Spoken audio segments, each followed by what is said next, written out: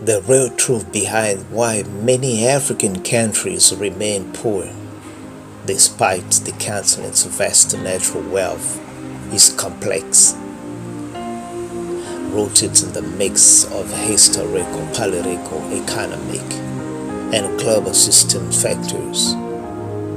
Here's a clear, honest explanation.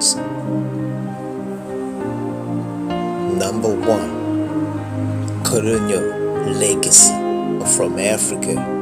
For centuries, colonizations disputed traditional cities, imposed artificial borders, and created economic built for extractions. Most developments post-independence, many countries inherit weak institutions, arbitrary borders, and economies relies on the few raw materials. Number 2. Corruption and poor governance. Many African leaders, both past and present, have mismanaged resources, embezzled funds, and failed to build a strong institution.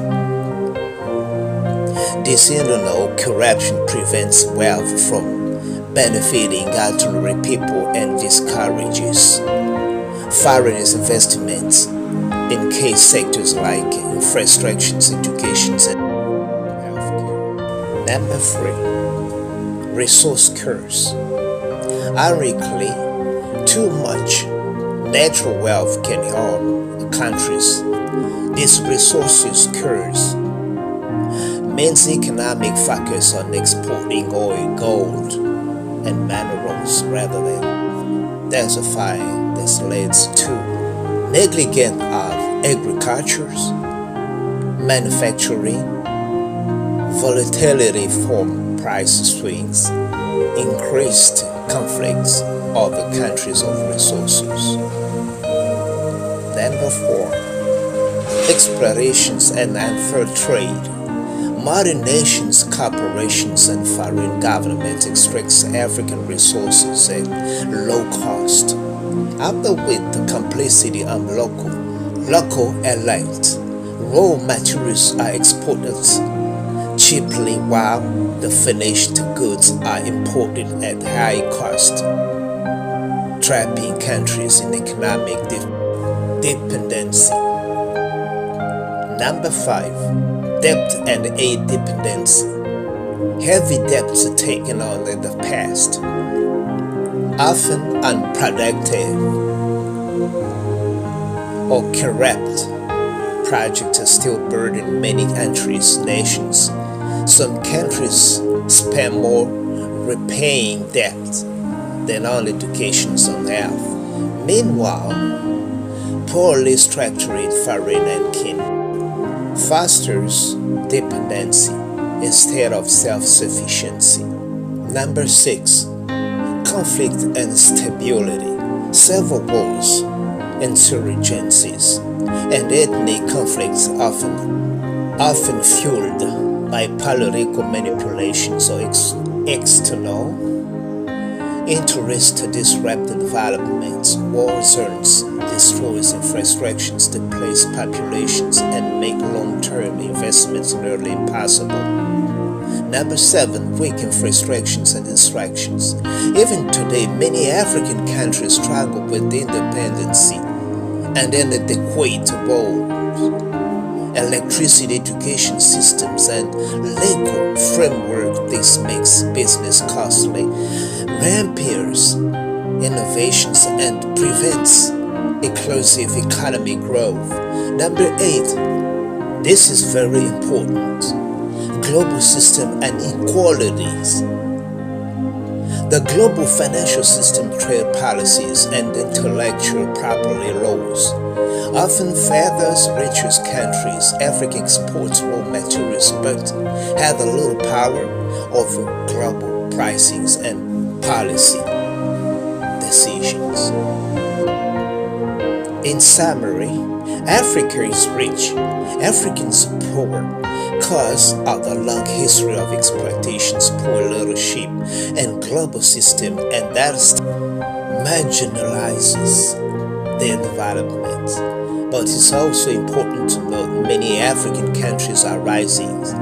Youth-driven innovations, increasing political awareness, regional cooperations, and growing investments in technology and infrastructures are signs of potential change.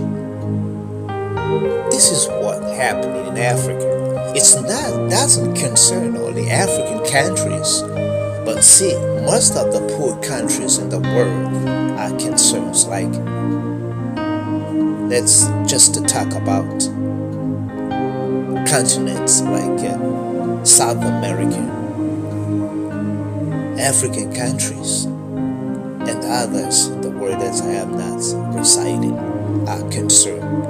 If they can join their hands together, they will pursue to the perfections.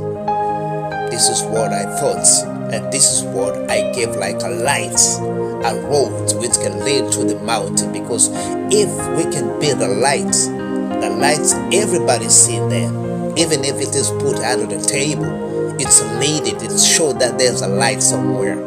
So in the mountains, it shows as well there's a light, and the old people can see. And we see developments are settled in your nose. In your nose.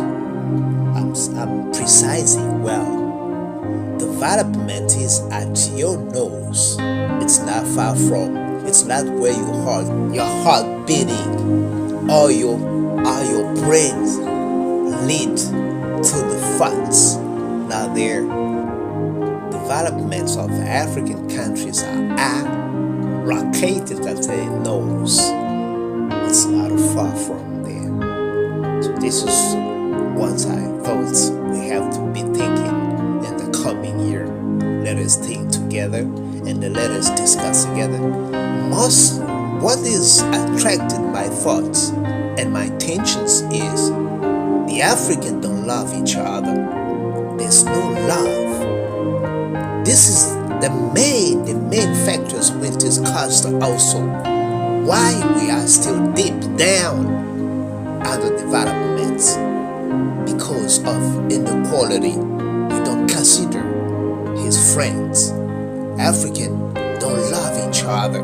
If we can love, they don't call you to love your friend 100%, but do the essential, the necessary of spreading love to your brother. Because in one countries, one thing you cannot wash your face. Never. All people will join together, or like the hands. If 5 fingers are joined, they can wash your face clearly. This is what we are looking in Africa and other countries in the world. That is it. Thank you. I thank you so much for listening. Thank you so much for practicing. Most of the African leaders and other countries in the world is concerned.